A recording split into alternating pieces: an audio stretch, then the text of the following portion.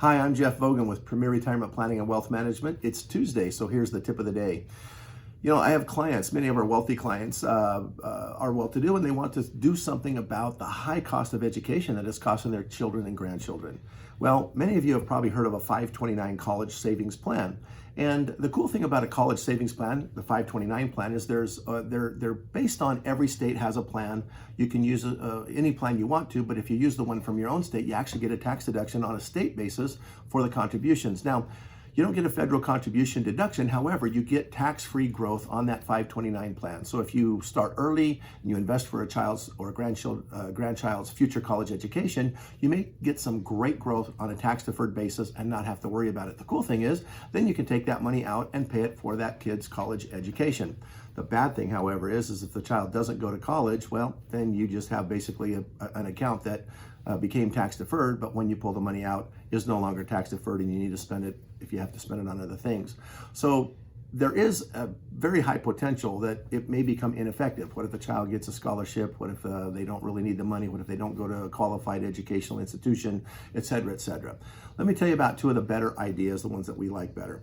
Consider borrowing from your 401k or your IRA. Did you know that college qualified educational expenses are a penalty-free withdrawal? However, because they are penalty-free, if they are a withdrawal, you still have to pay tax on that tax, but when you pay it to the college institution, you do get an offsetting tax deduction. So there you go. You have still that same tax-deferred growth.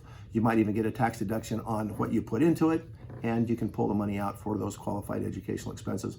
Now, keep in mind, a 401k may also give you lending ability. In other words, you can take a loan out against your 401k rather than a withdrawal, and in that case, you don't have to pay taxes on the withdrawal.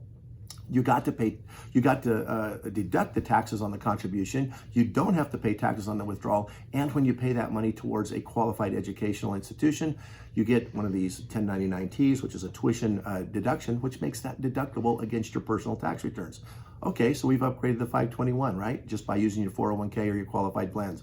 Let me tell you one that's even better, like what I just told you, except on steroids, and that is an IUL, Indexed Universal Life. Sometimes we use those for LIRPs, life insurance retirement plans, and I'm not talking about funding it in order to get a huge death benefit when you die.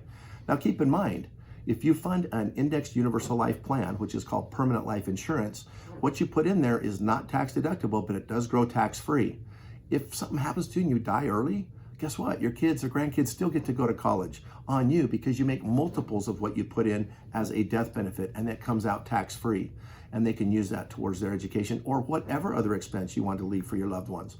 Now, the cool thing also is about IUL, or Indexed Universal Life, or the LIRP, Life Insurance Retirement Plan, that I've talked about a lot of times, is that you can borrow money from the account tax-free. It doesn't show up on your tax return. And you don't have to wait till you're 59 and a half to take money out. Oh, and it doesn't have to be for a qualified institution for education. It could be whatever you want to use it for, or for whatever purpose, to help your family out, your children out, your grandchildren out. A lot more flexibility with the IUL. They still have growth rates that are comparable to other investments. In fact, I haven't really seen a 529 plan that pays very much. I haven't seen a lot of 401ks that are invested in ways that don't have risk. You could end up putting more money in there than you're able to get out when that child needs those college educations. Now with IUL, Indexed Universal Life, if you used a fixed account, that account does not lose value when the markets don't perform, and they only gain value when the markets do perform.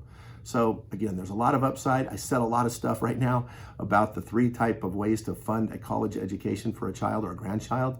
I like the IUL version the best for most situations, but there might be others that are even more appropriate for you. Now, don't just go in blindly thinking, oh, Jeff just gave me the end-all idea, but it is an idea you should concern and consider for those type of purposes, and maybe many other things that you want to do for your loved ones.